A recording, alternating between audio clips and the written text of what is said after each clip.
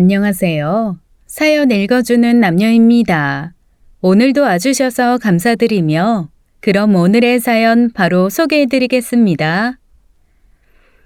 안녕하세요. 40대 초반 여성입니다.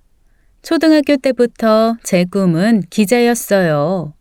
아빠가 TV 앞에 앉아 종일 뉴스만 보고 있을 때 엄마는 제발 다른 것 좀 보자며 잔소리하셨지만 이상하게도 전 뉴스가 재미있었어요. 뭔가 대단한 소식을 전하는 기자들의 모습이 정말 멋져 보였거든요. 아빠, 기자가 되려면 어떻게 해야 돼요? 공부를 잘해야지. 무조건 잘해서 서울에 있는 대학 가야 돼. 저는 그다지 머리가 좋은 편이 아니었기에 남들보다 2배로 열심히 하는 수밖에 없었어요. 지금 생각해보면 참 대단한 아이였습니다. 정말 열심히 공부했거든요. 꼭 기자가 되겠다는 생각으로요. 노력은 배신하지 않는다고 결국 저는 서울에 있는 대학에 입학을 하게 됐습니다. 대학 생활하면서 갈등이 좀 있긴 했어요. 기자를 할까 선생님을 할까.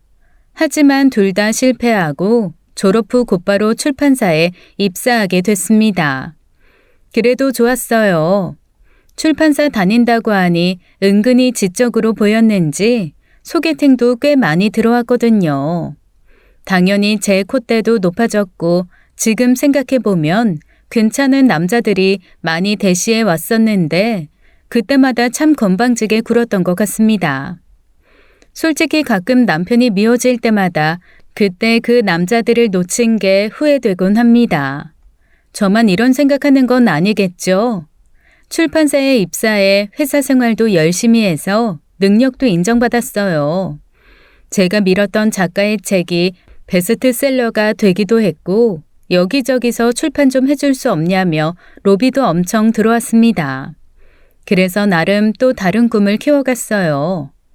언젠가는 꼭 출판사 사장이 돼야지. 내 이름을 내건 출판사 차려야지. 하지만 세상 일이라는 게 뜻대로 되진 않더라고요. 어느 날 청천벽력 같은 소식을 듣게 됐습니다.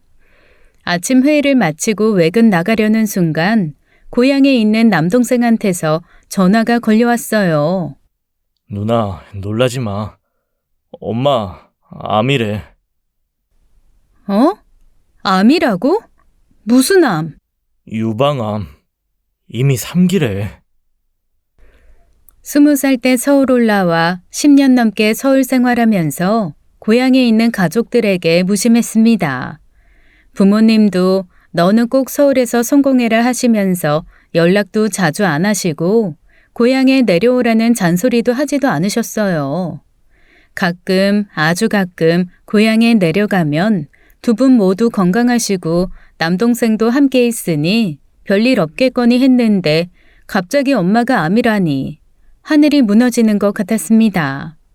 그 길로 불이 나게 고향으로 달려가 엄마를 만났어요.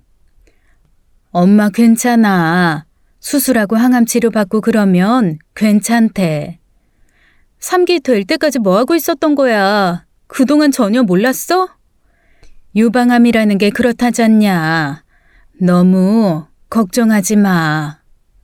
걱정하지 말라면서 목소리가 떨리는 엄마를 보니 미칠 것 같더라고요. 항암 치료라는 게 사람의 진을 다 빼놓을 만큼 힘들다던데 엄마가 그 일을 겪을 생각을 하니 가슴이 찢어질 듯 아팠어요.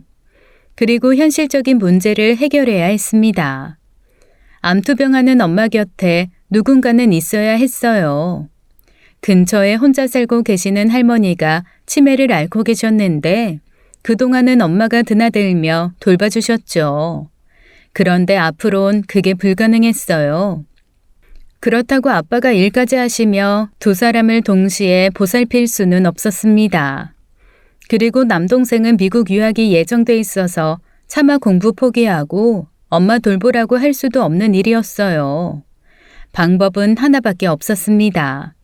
제가 고향으로 내려오는 수밖에요. 그렇게 저는 서울 생활을 정리하고 고향 울산으로 돌아오게 되었죠. 고향집으로 돌아와 집안 살림하고 엄마를 암 간호하게 되자 가족 모두 안타까워했지만 정작 전 괜찮았어요. 아무리 자아 실현이 중요해도 가족만큼 중요하진 않으니까요. 좋은 일로 내려온 건 아니지만 오랜만에 집에 오니 따뜻함이 느껴졌습니다. 내 병이 언제 나을지도 모르고 너 이대로 엄마 옆에서 수발만 들고 있다가는 시집도 못 갈 텐데 어쩌냐? 엄마, 시집이든 뭐든 내가 알아서 할게. 일단 마음부터 편하게 가져, 응? 제대로 된 장녀 노릇해야 한다는 생각에 처음엔 부담이 컸지만 생각만큼 힘들진 않더라고요. 또 결혼이라는 건 애당초 생각하지 않았고요. 그때는 엄마밖에 안 보였거든요. 그런데 고향에 내려온 지 1년도 채 안 돼 제가 그 생각지도 못한 결혼이라는 걸 하게 됐습니다. 오랜만에 고등학교 동창 친구를 만나 태화강을 걸으며 서로의 사는 이야기를 나누고 맥주 한 잔을 하게 됐는데 그 맥주집에서 지금의 신랑을 만나게 됐어요. 친구의 아는 오빠기도 했고 그때 그 맥주집 사장이었어요. 저보다 한 살이 많고 울산 토박이라 어릴 적에 한 번 본 기억 정도 있는데요. 반대로 신랑은 저를 뚜렷하게 기억하고 있더라고요. 키가 크고 워낙 말라서 어떻게 하면 저렇게 마를 수 있나 신기했지. 나는 어릴 때부터 지금까지도 살이 너무 많아서 마른 사람만 보면 늘 부러웠거든. 대학 입학하고 서울 올라가면서 언젠간 학벌 좋고 집안 좋고 세련된 남자와 결혼해 큰 집에 살면서 부잣집 사모님으로 살아야지 하는 상상을 했었는데 역시 꿈과 상상은 현실로 되진 않더라고요. 고향 남자와 사랑에 빠질 줄은 몰랐거든요. 데이트 겸 그 사람 가게에서 얘기를 나누던 중 그의 어머니가 예고도 없이 방문하셨고 시어머니를 처음 뵙고 얘기를 나눈 후에 결혼을 결심했습니다. 내 여동생도 유방암이었거든. 다행히 항암 치료까진 안 갔는데 매일매일 울고불고 했어. 엄마가 몸보다 마음이 더 힘드실 텐데 잘 이겨내시면 좋겠네. 엄마나 딸이나 너무 큰 걱정 안 했으면 좋겠다. 요즘 병원들 유방암 정도는 치료 잘하더라고. 아이고, 내가 좀 가까운 데 살면 이것저것 잘 챙겨줄 텐데. 신랑만큼 참 따뜻한 분이셨어요. 그래서 제가 먼저 결혼하자고 했습니다. 이 사람과 함께라면 화려한 생활이 아니어도 행복할 것 같았거든요. 그 무렵 엄마의 몸도 많이 나아져서 부모님은 제가 다시 서울로 올라가길 바라셨지만 이상하게도 고향에 사는 게 더 좋더라고요. 내 가족 그리고 내가 만들어야 할 가족 다 함께 살고 싶었거든요. 결혼 후 저는 신랑 가게 일을 도왔습니다. 이제는 제 가게나 마찬가지였으니까요. 하지만 장사라는 게 내가 아무리 열심히 일한다고 해도 뜻대로 되는 게 아니잖아요. 언제부턴가 매출이 줄어들고 임대료 내고 나면 남는 게 거의 없더라고요. 이렇게는 안 되겠다 싶어 친구에게 하소연을 했는데요. 내 동생이 요즘 네이버 스토어에서 강아지 수제 간식 만들어 팔거든? 그거 은근히 잘 된다. 너도 뭐 만들어서 팔아봐. 너 은근히 손재주 있잖아. 사실 제가 어려서부터 손으로 물건 만드는 걸 좋아했어요. 음식도 좀 잘하는 편이라 남편 가게에 나가 나름 새로운 안주도 개발했고요. 새로 산 옷이 안 맞을 때는 제가 직접 수선해 입고 다닐 정도여서 대학 때 친구들 옷도 많이 수선해줬습니다. 서울 올라와 자취 시작하자 소형 미싱을 사서 쿠션 커버도 만들고 냄비 받침도 만들고 무엇보다 공부가 안 되거나 스트레스 받을 때는 미싱질하는 게 제일 좋더라고요. 친구의 말을 듣고 생각을 해봤습니다. 뭘 만들면 장사가 될까? 그래서 생각해낸 것이 강아지 옷이었어요. 사람 옷보다는 만들기 쉽고 무엇보다 친구 동생이 하는 스토어에서 일단 시범 판매를 해볼 수 있었으니까요. 반응은 제가 기대했던 것보다 훨씬 좋았어요. 내 동생 난리 났어. 반응 엄청 좋다고. 사이즈별로 다 만들어 달라는데 너 괜찮겠어? 안 괜찮을 게 뭐가 있나요? 밤을 새서라도 만들어야죠. 사실 애견 옷을 만들어 보자 결심했을 때 나름 시장 조사를 해봤는데 다들 비슷비슷하고 뻔한 패턴이더라고요. 또 강아지 종류가 엄청 많아서 몸 구조가 은근히 다르잖아요. 다리가 짧은 강아지, 젓가락처럼 긴 강아지, 또 닥스훈트처럼 몸통이 긴 애들도 있고 2kg도 안 되는 작은 강아지들도 많고요. 무엇보다 출판사 다닐 때 반려동물에 대한 책을 냈던 적이 있어서 그 작가님께 많은 조언을 얻었습니다. 강아지 옷 만들어 판매한 지 몇 달 안 돼서 유명 인플루언서가 자기 강아지한테 제가 만든 옷을 입혔고 그 덕분인지 주문이 엄청 밀릴 만큼 반응이 좋았어요. 그리고 처음부터 계획했던 건 아닌데 혹시라도 장사가 잘 되면 제 이름으로 스토어를 만들려고 했는데요. 언니, 혹시 독립하려는 건 아니죠? 절대로 그런 생각하시면 안 돼요. 언니 들어오고 나서 내가 만든 간식도 불티나게 팔리거든요. 그러니까 절대 따로 스토어 만들 생각 하지 마세요. 나머지 잡일은 내가 다 알아서 할 테니까 당분간 우리 같이 가는 거예요. 알겠죠? 나쁠 거 없는 조건이었습니다. 그야말로 상부상조였죠. 옷 만드느라 시간이 쪼들리긴 했지만 기분은 정말 좋았어요. 남편 가게는 그냥저냥 간신히 유지될 정도였지만 엄마 건강도 점점 좋아졌고 무엇보다 정신없이 일해야 될 만큼 바빠진 일상이 참 좋았습니다. 생각보다 통장에 돈도 많이 들어왔고요. 첫 아이 출산하기 전날까지 미싱 앞에 앉아 있었고 아이 낳고 3일 만에 다시 강아지 옷을 만들었습니다. 고맙게도 산후조리와 아이 봐주는 일은 시어머니가 해주셔서 정말 많이 수월했죠. 서울에서 잘 나가는 직장인이었다가 울산에 내려와 강아지 옷이나 만들고 있는 모습이 짠해 보였는지 아빠는 제가 결혼하겠다 했을 때도 탐탁지 않아 하셨고 볼 때마다 한숨을 쉬셨는데요. 아빠, 나 행복해. 더할 나위 없이 만족스럽다고. 강아지 옷이나 만들려고 서울에 있는 대학 간 거야? 너는 손을 굴려서 살기엔 아까운 애야. 머리를 굴리면서 살아야지. 강아지 옷 만드는 것도 머리 쓸 일 많아. 그리고 딸 대신 아들이 잘 나가고 있잖아. 그러니까 이제 그만 속상해해. 난 정말 좋다니까. 그 무렵 동생이 공부 마치고 돌아와 서울에 있는 유명 게임 회사에 취업했거든요. 전 그것만으로도 만족스러웠습니다. 너희 부모님은 좋으시겠다. 아들이 똑똑해서 좋은 회사에 취직도 하고 복이 많으신 분들인가 보다. 시어머니가 이렇게 말하신 이유는 시동생 때문이었습니다. 남편에겐 4살 아래 남동생이 있는데요. 대학을 다니다 중퇴하고 이것저것 장사해보겠다며 시도했다가 수차례 돈만 날린 상태였어요. 그렇다고 망나니까진 아니고 본인은 열심히 노력했지만 잘 안 된 케이스여서 시어머니가 속상해 하실 만도 했죠. 제가 저러다 장가나 갈지 모르겠어. 공부나 다 마치지. 괜히 중퇴는 해갖고 어디 가서 이력도 제대로 못 내밀잖아. 하지만 어머니의 걱정이 무색하게 시동생이 어느 날 불쑥 결혼할 여자를 데려왔어요. 그녀는 저와 동갑이었습니다. 다시 말해 시동생보다 3살 연상이었죠. 연상이긴 했지만 엄청난 동안이었고 저와는 다르게 아담하고 꽤 미인이었습니다. 어머니도 은근히 만족해 하셨고 뭐가 그렇게 급한지 서둘러 결혼식을 올리더군요. 신혼집은 시동생이 모아둔 돈이 없었기에 시댁에 들어와 산다고 했습니다.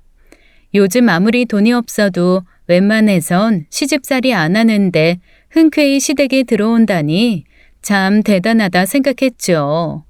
그래서 잘해주고 싶었어요. 제가 손위동서이긴 하지만 나이도 같고 저 대신 시부모님 모신다 생각하니 죄 지은 것도 없는데 괜히 미안해지기도 했거든요. 시어머님은 아이를 보러 거의 이틀에 한 번꼴로 저희 집에 오셨는데요. 어쩐 일인지 시동생 내외가 들어와 산 이후로는 얼굴 표정이 좋아 보이지 않았습니다. 그렇다고 동서가 잘해주냐, 집안 살림은 누가 하느냐, 대놓고 물어볼 순 없었어요. 같은 며느리로서 저도 시댁에 흠없이 잘하는 며느리는 아니었으니까요. 그런데 어머니가 먼저 털어놓으시더라고요. 너 내가 여기 오는 거 많이 불편하니? 불편하면 얘기해도 돼. 아니에요, 어머니. 아시다시피 저 하루 종일 미싱 앞에 앉아 있어야 돼서 집안일 제대로 못하는 게 얼마나 많은데요. 어머니가 그거 다 해주시잖아요. 그런데 제가 왜 불편하겠어요? 오히려 감사하죠. 근데 갑자기 왜 그런 말씀 하시는 거예요? 작은 애는 나랑 같이 있는 게 많이 불편한가 봐. 동서가요? 동서가 어떻게 하길래요? 뭐라고 대놓고 말하진 않는데 밥도 잘 안 먹고 방에서 나오지도 않고 밝게 웃는 얼굴을 본 적이 거의 없어. 그게 나 때문인가 싶기도 해서. 그래서 반나절이라도 편하게 있으라고 내가 일부러 너희 집에 오는 거야. 그때까지 저는 동서와 따로 시간을 내 얘기 나눠본 적이 없었습니다. 딱히 기회가 없었거든요. 그래서 동서의 성향이 어떤지 전혀 몰랐어요. 솔직히 좀 무심했죠. 그래도 맏며느리인데 신경 좀 쓸 거라는 생각이 들어 주말에 시댁에 들렀습니다. 남편도 가게에 좀 늦게 나가겠다며 함께 갔는데요.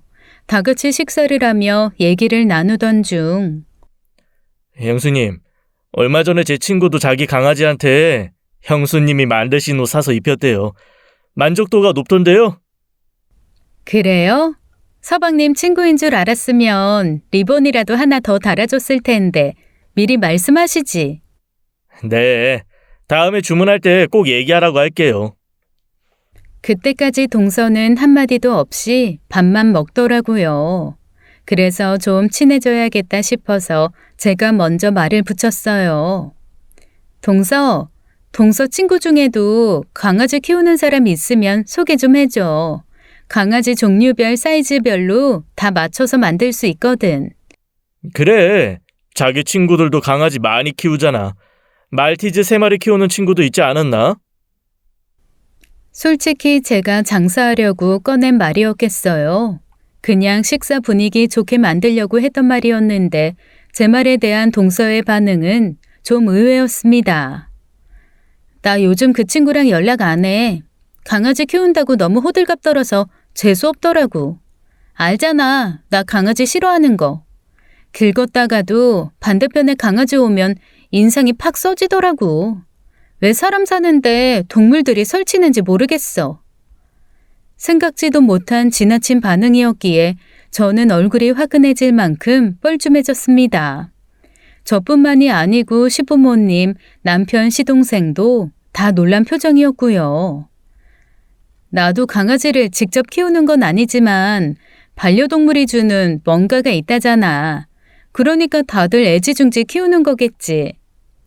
솔직히 동물 한 마리 키우는데 손이 좀 많이 가요? 먹이고 재우고 똥오줌 치우고 그것만으로도 귀찮은데 굳이 옷까지 챙겨 입혀야 되나? 제 입장에선 너무 극성 같아 보여요.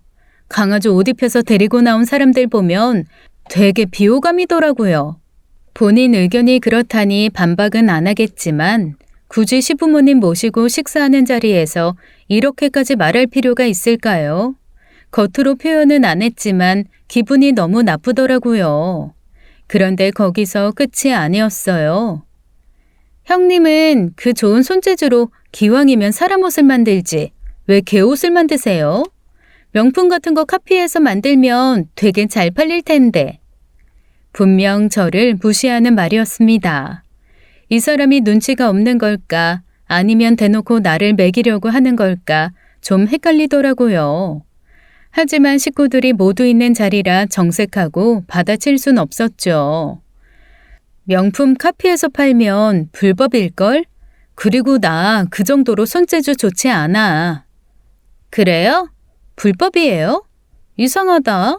인터넷 보면 여기저기에서 다 팔던데. 밥상머리 앞에서 젓가락 깨작깨작대며 말하는 본새가 영 거슬렸습니다.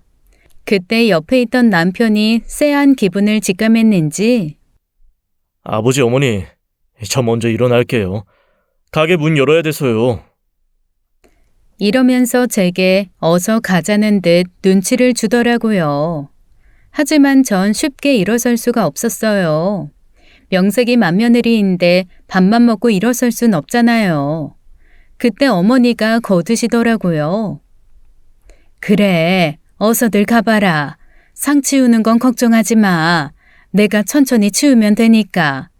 애 졸려하는 것 같으니까 어서 가서 재워. 그때 알았습니다. 어머니가 동서 눈치를 적지 않게 보고 산다는 걸요. 사실 저희 시어머니가 워낙 조용하고 남한테 싫은 소리 못하시는 성격인데다가 대부분의 엄마 마음이 그렇듯 아들이 잘나야 며느리 앞에서도 당당할 텐데 시동생 돈벌이가 변변치 못하니 동서 눈치를 많이 보는 듯 했어요. 그 모습을 보니 마음이 참 짠하더라고요. 그 후로 딱히 시댁에 갈 일은 없었습니다. 시어머니가 저희 집에 왔을 때도 괜히 더 속상해 하실까봐 동서와의 관계에 대해 묻진 않았어요. 그런데 얼마 후 느닷없이 동서가 저희 집에 찾아왔더라고요. 형님, 뭐 하세요? 바쁘세요? 그때 저는 아이 어린이집 보내놓고 슬슬 미싱일을 시작할까 하던 참이었어요. 동서는 괜히 제 앞에서 미싱을 만지작대면서 신기한 듯 보더라고요. 동서가 연락도 없이 웬일이야? 미리 연락하고 왔으면 맛있는 거라도 준비했을 텐데 별일은 없지? 별일이 뭐 있겠어요. 그냥저냥 사는 거죠. 별일 없다고는 하지만 분명 뭔가 할 말이 있어 보였습니다. 그리고 집안을 구경하듯 한참을 둘러보더니 형님, 사실 제가 일을 시작했어요. 그래? 무슨 일? 형님도 아시다시피 그 사람 벌이가 시원치 않잖아요. 아는 형 회사에 다니는데 월급도 쥐꼬리만큼 갖다 줘요. 그러다 보니 언제 분가하게 될지 기약도 없고 슬슬 애도 가져야 되는데 돈 없이 애 키운다는 게 보통 힘든 일이 아니잖아요. 그래서 저도 벌어야겠더라고요. 저 아는 언니가 보험 설계하는데요. 쉬운 일은 아니지만 일단 부딪혀 보라길래 저도 한번 해보려고요. 그래서 한동안 교육받으러 다녔거든요. 그래? 잘 됐네. 그 일 나름 괜찮다고 하더라. 잘하는 사람은 돈도 꽤 많이 벌더라고. 요즘 다들 힘든데 어떻게 취업이 됐네? 축하해. 그래서 말인데요. 형님이 축하 선물로 게시 좀 해주시면 안 될까요? 형님 개 옷 팔아서 돈 잘 버시잖아요. 그랬습니다. 간단히 말해 보험 하나 들어달라는 거였죠. 일단 한번 보세요. 제가 괜찮은 상품 몇 개 추려왔거든요. 우선 애 앞으로 하나 들어놓는 게 좋을 것 같아요. 저도 나름 몇 년간 사회생활했던 사람인데 아는 보험 설계사 한 명 없겠어요. 그래서 아이 앞으로 이미 보험을 들어놓은 상태였습니다. 하지만 생판 모르는 남도 아닌 나름 손아래 동서잖아요. 이 사람도 나한테 찾아와서 이런 말 하는 게 쉽진 않았을 텐데 용기 내서 왔겠구나 싶어 단칼에 거절하지 못하겠더라고요. 어떡하지? 애 앞으로 보험 이미 들어놨거든. 애는 됐고 우리 신랑 앞으로 괜찮은 상품 하나 알아봐줘. 그래요? 그럼 제가 내일 다시 올게요. 바로 계약해 주시는 거예요? 저 형님만 믿어요. 솔직히, 정말 솔직히 동서가 얄미웠습니다. 하지만 한편으론 뭐라도 들어줘야 손이동서로서 그나마 위신이 서지 않을까 싶었어요. 동서는 그 다음날 곧바로 서류를 챙겨왔고 앉은 자리에서 바로 계약서에 사인을 받아갔습니다. 그런데 며칠 후 가게 일 마치고 돌아온 남편이 얘기하길 아까 낮에 가게로 재수 씨 왔었어. 동서가? 무슨 일로? 영업하러 온 거지, 뭐. 평소에 만나면 눈도 못 마주치던 사람이 생글생글 웃으면서 어찌나 사정하던지. 한껏 멋까지 부리고 왔더라. 가게 앞으로 화재 보험 들었냐, 상가 보험은 어떻게 했냐, 꼬치꼬치 따지더라고. 그래서 웬만한 건 이미 다 돼 있다고 했지. 동서도 참. 장사하는 사람이 보험도 안 들고 장사할까봐? 전에 당신이 내 이름으로 하나 들어줬다며. 우리 집 경제권은 전부 당신 앞으로 돼 있어서 내가 마음대로 할 수 있는 게 없다고 했어. 그래도 영 아쉬운지 한참을 앉아있다 가더라. 왠지 모르게 기분이 안 좋았지만 그래도 먹고 살려고 열심히 노력하는구나 싶었습니다. 이후로도 동서는 저에게 자주 보험 얘기를 꺼냈어요. 형님, 친정 식구들 앞으로 보험 좀 들어주세요. 친정 부모님 안보험 같은 거. 벌써 다 있지. 그리고 우리 엄마는 이미 유방암 수술 받았잖아. 유방암 걸렸다고 다른 암은 안 생기나요? 요즘 암이 얼마나 흔한데요. 다른 거 또 걸릴 수 있잖아요. 그때 목돈 챙기면 얼마나 좋아요? 안 그래요? 원래 말을 안 거르고 하는 사람인 건 알았지만 아무리 친한 사이라고 해도 되는 말과 그렇지 못한 말이 있는 건데 동서는 그야말로 아무 생각이 없는 것 같았습니다. 동서, 다른 데 가서도 이렇게 영업해? 암 걸린 사람에게 또 암 걸릴 수 있으니 보험 좀 들어라? 그게 얼마나 무례한 말인지 몰라? 사실이 그렇잖아요. 암이라는 게 불쑥불쑥 여기저기 다 생기는 병이니까. 그 말이 틀렸다는 말이 아니잖아. 동서, 영업하는 사람 아니야?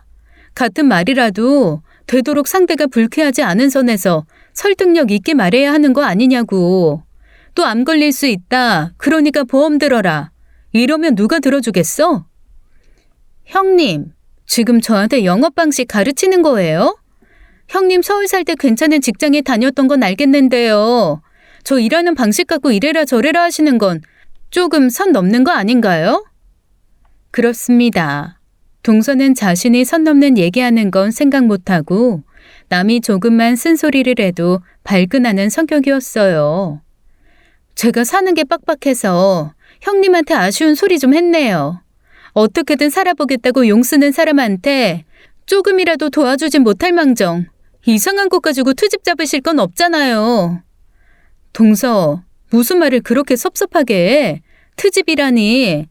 그리고 내 딴에는 애아빠 앞으로 보험 든 거 이미 있는데도 동서 생각해서 하나 더 들었잖아. 그 생각은 안 해? 그리고 아버님이 우리 애 앞으로 보험 하나 들어줬다며. 이러고도 우리가 안 도와줬어? 네, 눈물 나게 감사하네요. 그런데 형님 노릇 하고 싶으면 집안일 관련해서만 하세요. 저 일하는 거는 간섭하지 마시고요. 상당히 불쾌하거든요. 이쯤 되니 저도 열이 확 받더라고요. 지가 우리 엄마 얘기한 건 생각 못하나? 우리 엄마 암 걸려서 몇 년간 고생하시다가 이제 조금 몸 추스르고 사시는데 거기다 대고 또 다른 암 걸릴 수 있다 어쩐다 안 했어? 그게 할 소리냐고. 그리고 본인 일에 간섭하지 말라고? 전에 동서 나한테 뭐라고 했어? 뭐하러 강아지 옷 같은 거 만들어 파냐고 안 했어? 동서는 내일에 이래라 저래라 안 했냐고. 솔직히 제가 틀린 말 했다고 생각 안 합니다. 아무리 제가 윗사람이라 양보하고 감싸줘야 된다는 거 알지만 이건 좀 아닌 것 같아 저도 모르게 막 쏟아냈는데요. 네, 죄송하네요. 이제 다시는 형님한테 보험 들어달라는 말 안 할 테니까 걱정하지 마세요. 제가 지금껏 살면서 보험 들어달라는 소리를 동서한테만 들었을까요? 여태까지 그 어떤 보험 설계사도 저런 식으로 얘기한 사람은 없었습니다. 누구는 성질 없는 줄 아나. 맘 같아서는 따귀라도 한 대 올리고 싶은 심정이었는데 간신히 참았던 거예요. 그 후로 동서는 저에게 연락 한 번 없었습니다. 명절에 얼굴 봐도 대면대면 했고요. 그러다 보니 시부모님을 뵙고 싶어도 혹시라도 동서랑 마주칠까 시댁에 가는 일이 뜸해졌습니다. 덧붙여 제 아이가 어린이집에 다니기 시작하면서 어머니도 저희 집에 오시는 일이 뜸해졌는데요. 어느 날 퇴근에 들어온 남편의 표정이 엄청 안 좋더라고요. 왜 그래? 무슨 일 있었어? 진상 손님이라도 왔던 거야? 제 물음에 남편이 의미심장한 대답을 하더군요. 가게에 진상 손님이 온 게 아니라 우리 집안에 진상 손님이 들어온 것 같아. 어? 그게 무슨 소리야? 남편에게 얘기를 들으니 그날 동서가 친구들과 함께 남편 가게에 들렀다고 합니다. 아마도 보험리라는 동료들과 온 것 같았는데 우연히 그들끼리 나누는 대화를 듣고 너무 화가 났대요. 그래서 자세히 얘기 좀 해봐라 했더니 여기가 자기 형님네 가게라고? 엄청 넓고 좋다. 손님도 많네. 아버님이 차려주신 거래. 어쩜 큰아들은 이렇게 번듯한 거 차려줬으면서 우리는 아무것도 안 해주냐? 지금이라도 가게 하나 차려달라고 해. 보험 설계사 하면서 여기저기 아쉬운 소리 하는 것보다는 사장님 소리 듣는 게 낫지.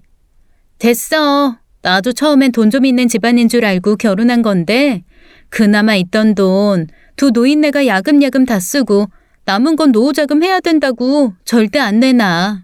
지금 사는 집도 평범한 단독주택이라 몇 푼 되지도 않거든.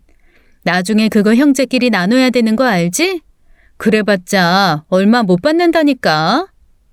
남편 말을 듣고 기가 막혀서 말도 안 나오더라고요.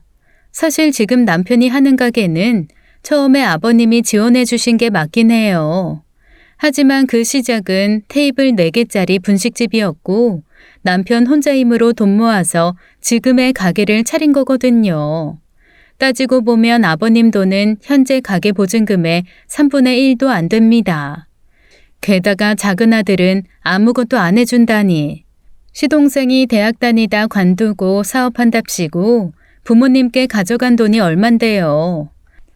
부모님 돈만 가져간 게 아니에요.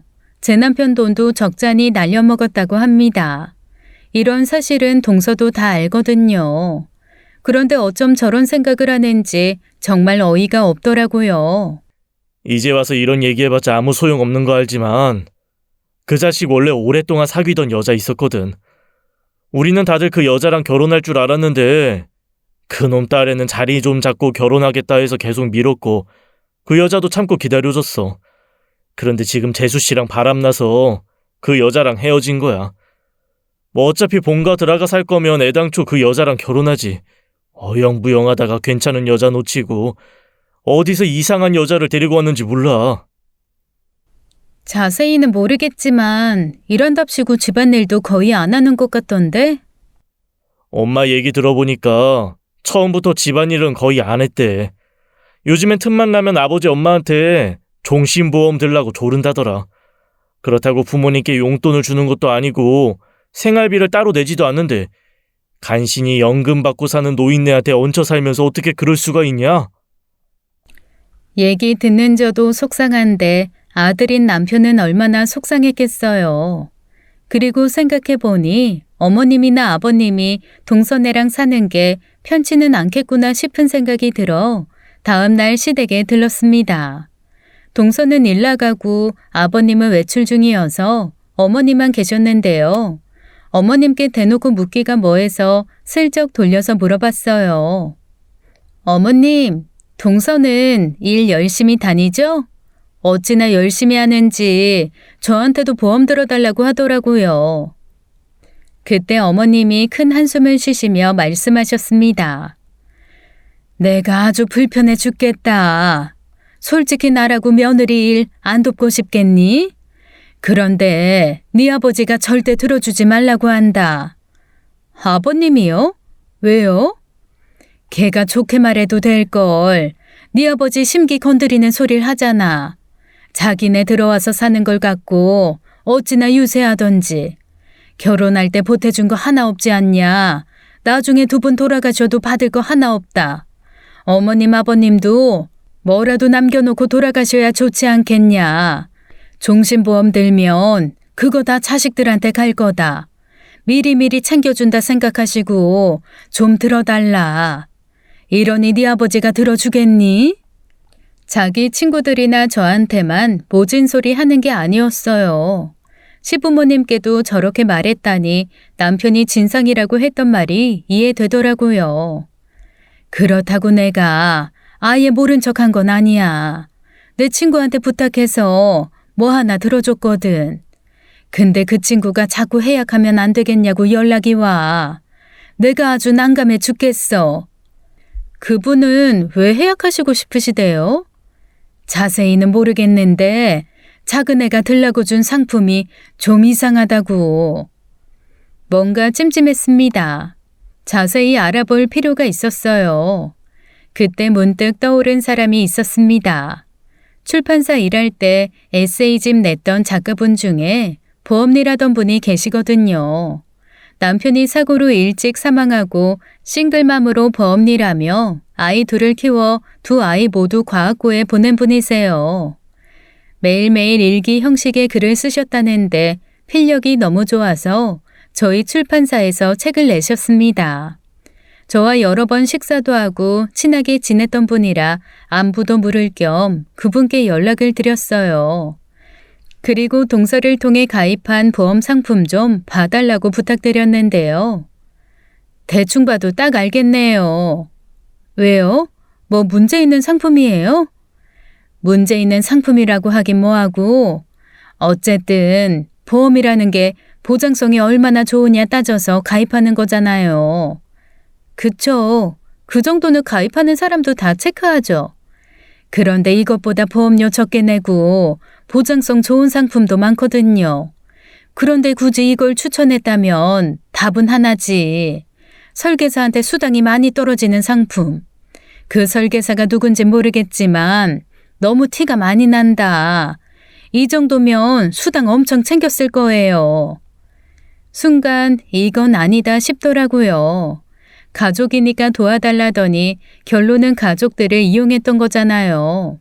작가님과 전화를 끊고 남편에게 전화를 하려다 아니다 이건 그냥 직접적으로 얘기하는 게 맞겠다 싶어 서방님께 전화를 걸어 모든 사실을 털어놨습니다. 서방님은 아무 말 없이 듣더니 죄송합니다, 형수님. 제가 형수님 볼 낯이 없네요. 미리 조심시켰어야 했는데 정말 죄송해요.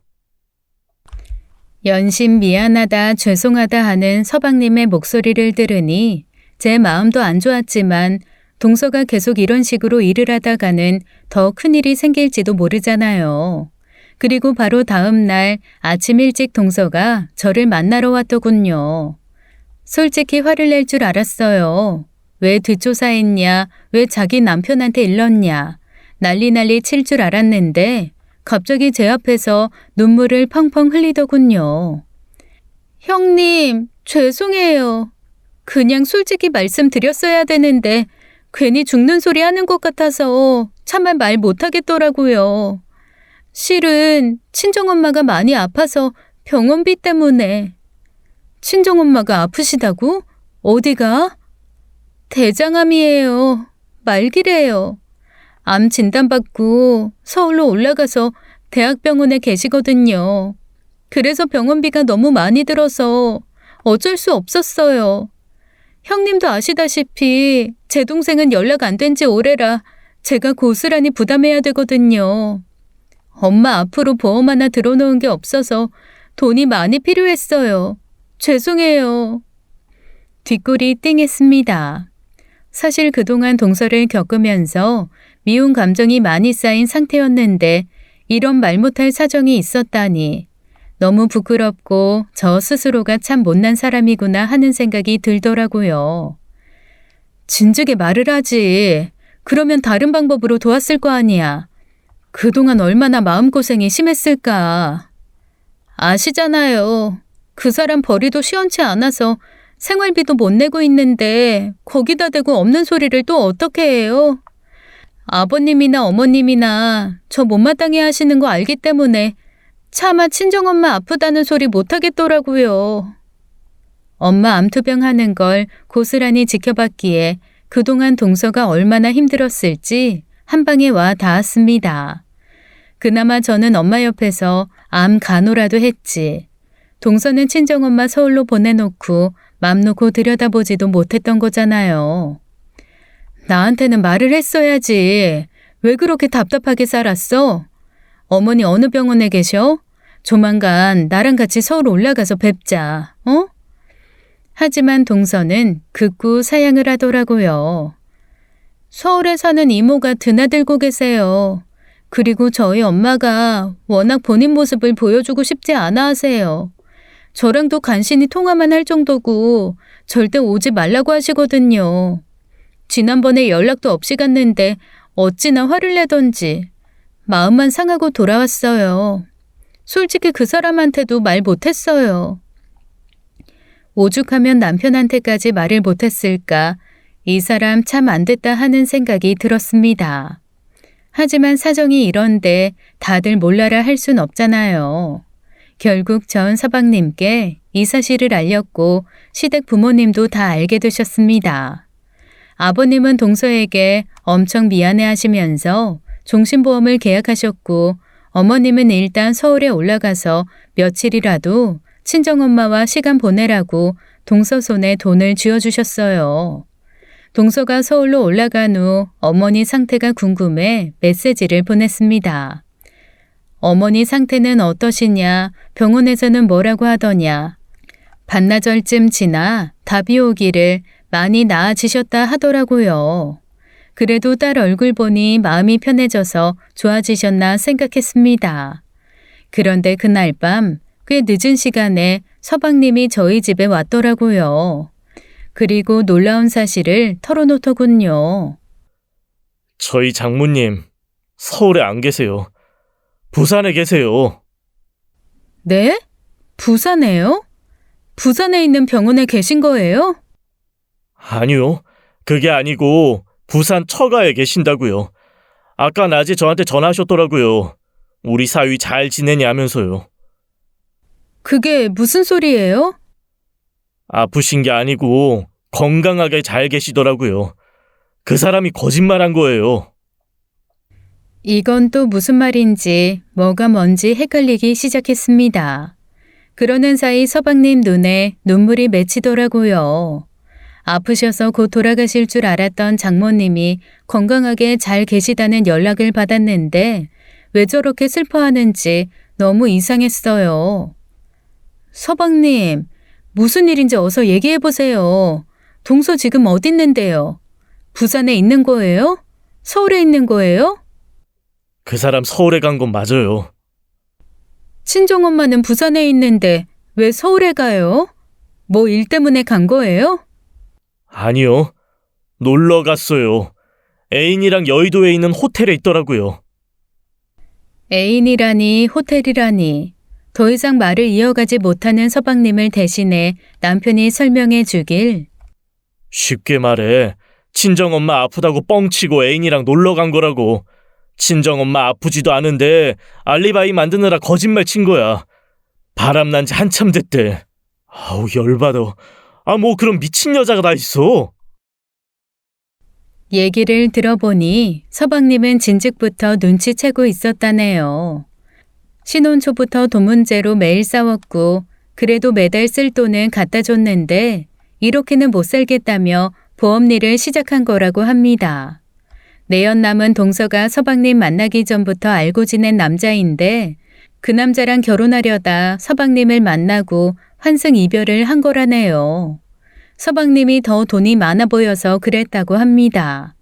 하지만 결혼 후 자기가 원하는 삶이 아니었기에 그 남자랑 다시 연락을 했고 일 핑계로 늦게 들어오는 날이 많았는데 그때마다 그 남자를 만난 것 같다네요. 그 남자는 뭐 하는 사람인데요? 거의 백수예요. 저보다도 돈 없을걸요? 아마 그 새끼한테 돈 퍼주느라고 무리하게 보험 들라고 강요했던 것 같아요. 그러니까 바람필도 마련하느라 그랬다고요? 다른 건 모르겠는데 그 자식이 워낙 인물이 좋아요. 허우대도 멀쩡하고 나이도 저보다 어려요. 그 여자가 워낙 연하남을 좋아하거든요. 저도 마찬가지였고요. 만약에 동서가 그때 내 눈앞에 있었다면 따귀를 수차례 날렸을 겁니다. 시집에 얹혀 살면서 돈 벌어서 내연남 퍼줬다니 정말 사람 같지도 않더라고요.